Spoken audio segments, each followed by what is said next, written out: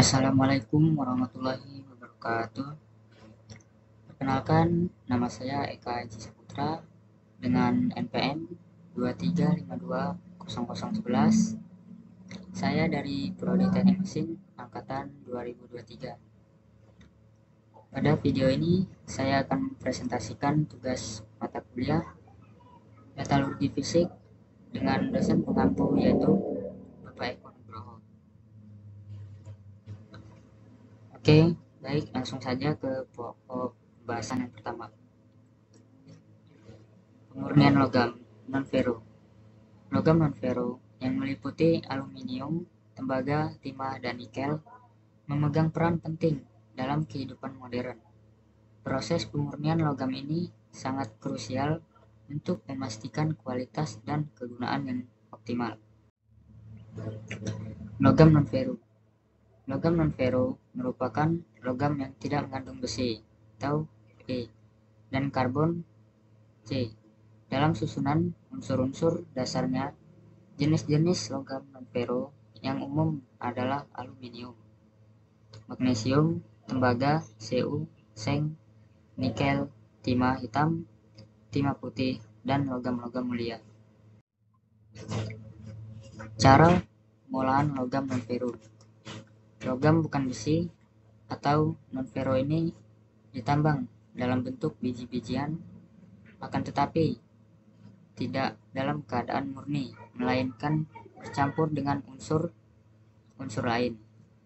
Pada umumnya, biji-biji logam ini terdiri atas logam 0,5 sampai 20% dengan batu-batu, kapur, pasir secara kimiawi terikat dengan oksigen, belerang, serta karbon dioksida. 1. Proses biji logam. Biji logam yang diperoleh dari hasil penambangan terlebih dahulu dipecahkan menjadi bagian-bagian kecil. Pecahan-pecahan tersebut kemudian digiling halus. Untuk selanjutnya dicampur dengan minyak dan air, diaduk hingga antara tepung, minyak, dan air tercampur dengan baik. Kemudian ditenangkan. Minyak akan mengikat logam dan belerang yang akan berada di bagian atas adonan, sedangkan air akan mengikat lumpur dan kotoran lain yang berada di bagian bawah adonan. Setelah dipisahkan antara yang ada di bagian bawah dengan bagian atas, campuran logam dan air dibuang. Campuran antara minyak, logam, dan belerang tersebut kemudian dipanasi dengan udara panas untuk menghilangkan belerang hingga diperoleh logam oksida. Proses kering atau pirometalurgi. Biji logam yang sudah diproses menjadi logam oksid dimasukkan ke dalam dapur api untuk mereduksi oksigennya. Dalam suatu proses dioksidasi, dalam dapur tersebut logam oksid dipanasi hingga cair belerang yang tersisa juga ikut terbakar pada saat yang sama.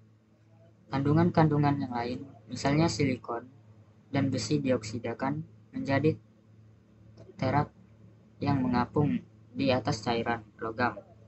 Kemudian teraknya dipisahkan, maka diperoleh cairan logam dengan kadar kemurnian 99%. Ros basa atau hidrometalurgi. Proses ini sering juga dikatakan sebagai elektrometalurgi. Dalam proses ini, dengan oksid ditenangkan dalam larutan sulfat atau alkali melalui saringan. Bila perlu, digabung dengan reaksi kimia tertentu untuk membebaskannya dari logam-logam yang tidak diinginkan. Kemudian dimasukkan ke dalam lautan tembaga sulfat atau elektrolit untuk menghitung proses elektrolisa. Dengan bantuan dua buah elektroda yang dialiri listrik arus searah, larutan yang mengandung logam dipisahkan. Logam-logam sebagai ion positif bergerak menuju metode negatif dan di sana dibuang. Hasil dari proses elektrolisis ini adalah logam dengan kemurnian 98 sampai 99%. Proses keramik. Logam yang bertitik lebur tinggi seperti wolfram dan molybdenum tidak dapat diproses dengan proses kering maupun basah, melainkan dengan proses keramik. Proses keramik atau yang biasa juga disebut dengan proses sinter terdiri atas pengerjaan sebagai berikut. Yang satu, serbuk logam karbida diberi pengerjaan pendahuluan, yaitu digiling, dicampur, ditamah dengan lilin dan dijadikan butiran-butiran. Yang kedua, serbuk yang telah diberi pengerjaan pendahuluan ini dipadatkan. Yang ketiga, bentuk yang telah padat tersebut diberi pengerjaan sinter pendahuluan pada suhu kurang lebih 700 derajat Celcius.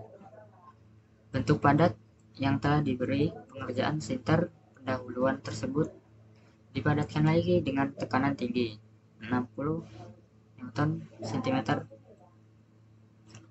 Kemudian bentuk padat tersebut disinter lagi pada suhu 1400 derajat Celcius. Selanjutnya, hasil sinter yang kedua tersebut dikloning untuk menghilangkan distorsi bentuk yang kecil dan menjaga komponen agar dalam toleransi yang dikehendaki.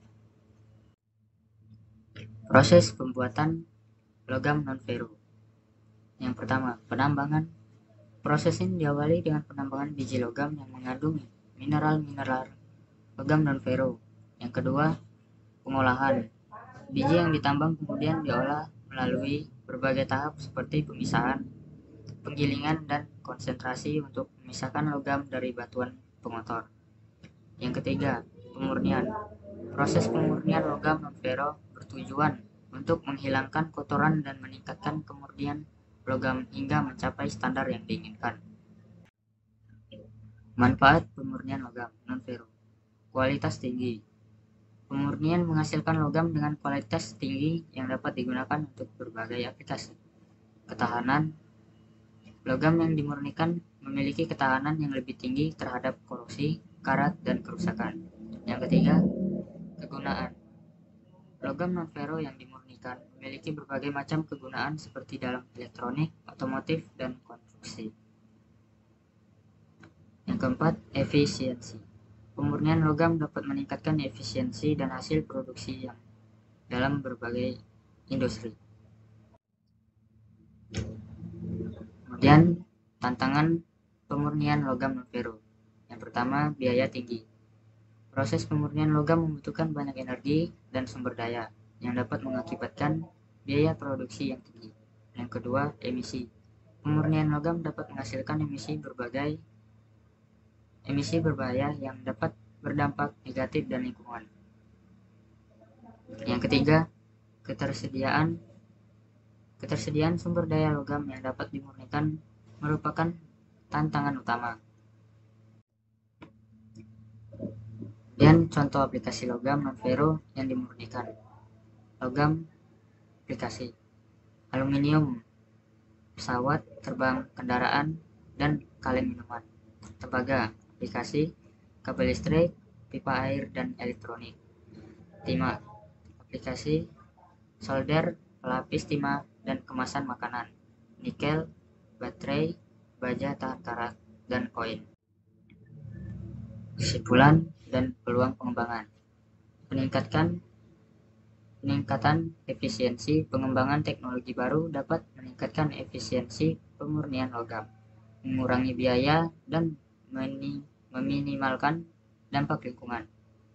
Kemudian daur ulang. Meningkatkan proses daur ulang logam non-ferro dapat mengurangi kebutuhan akan penambangan baru dan mengurangi emisi. Kemudian riset dan pengembangan. Penelitian terus-menerus diperlukan untuk menemukan metode pemurnian yang lebih ramah lingkungan dan hemat energi. Mungkin itu saja presentasi dari saya. Jika ada kurangan, saya mohon maaf. Saya akhiri. Wassalamualaikum warahmatullahi wabarakatuh.